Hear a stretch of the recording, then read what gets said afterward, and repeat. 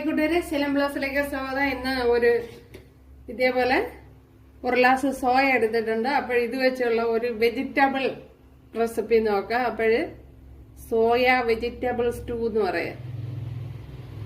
അപ്പോൾ വീഡിയോയിലേക്ക് പോവാം. അതേപോലെ ഇതിലേക്ക് കുറച്ച് ഫ്രോസൺ ഗ്രീൻ പീസ് കൂടെ ചേർത്ത് കൊടുക്കുക. അപ്പോഴല്ലാത്ത ഗ്രീൻ പീസ് ആണെങ്കിൽ ഓവർനൈറ്റ് വെള്ളത്തിലിട്ട് കുതിർത്തേ ഇടാൻ പാടുള്ളൂ, അല്ലെങ്കിൽ വെന്ത് കിട്ടില്ല. കൂടുതൽ വിസിൽ കൊടുക്കേണ്ടി വരും.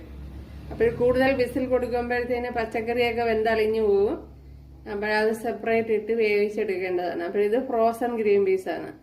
അപ്പോൾ ഇതിലേക്ക് കുറച്ച് മഞ്ഞൾപ്പൊടിയും കൂടെ ചേർത്ത് കൊടുക്കുക. അപ്പോൾ ഞാൻ ഇപ്പം കളറുള്ള സ്റ്റൂ ആണ് തയ്യാറാക്കുക. ആവശ്യത്തിനുള്ള ഉപ്പുകൂടി ചേർത്ത് കൊടുക്കുക. അപ്പോഴാ മസാലയെല്ലാം അരച്ച് എടുത്തിട്ടുണ്ട്. കണ്ടല്ലേ, തണുത്തതിന് ശേഷം മിക്സിയിലെ ജാറിൽ ചേർത്ത് കൊടുത്തതാണ്. നമ്മുടെ വെജിറ്റബിൾസ് എല്ലാം ഇവിടെ വെന്ത് വന്നിട്ടുണ്ട്. കണ്ടല്ലേ, മീഡിയം തീയിൽ 2 വിസിലാണ് കൊടുത്തത്. അപ്പോൾ നമ്മളെ സോയ ചങ്ക്സും എല്ലാം നല്ലതുപോലെ വെന്ത് വന്നിട്ടുണ്ട്.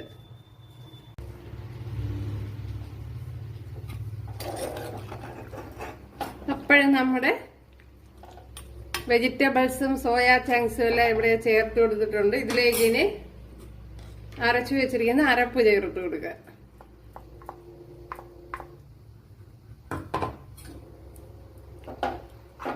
ഇപ്പൊ ഞാൻ നേരത്തെ പറഞ്ഞ പോലെ കാഷ്നട്ട് വേണമെങ്കിൽ ചേർത്ത് കൊടുക്കുക.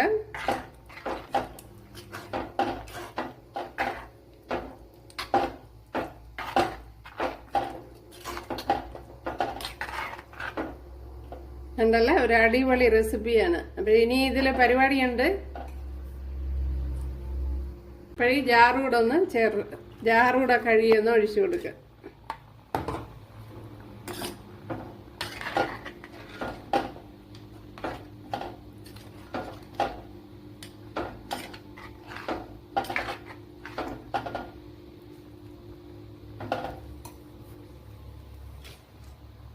ഇപ്പോഴും നമ്മുടെ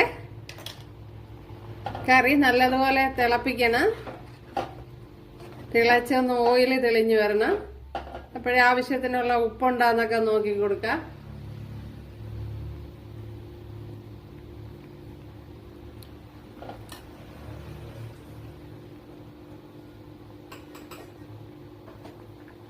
അപ്പോൾ ഉപ്പ് ഒട്ടുമേ ഇല്ല, കുറച്ച് ഉപ്പ് ചേർത്ത് കൊടുക്കുക.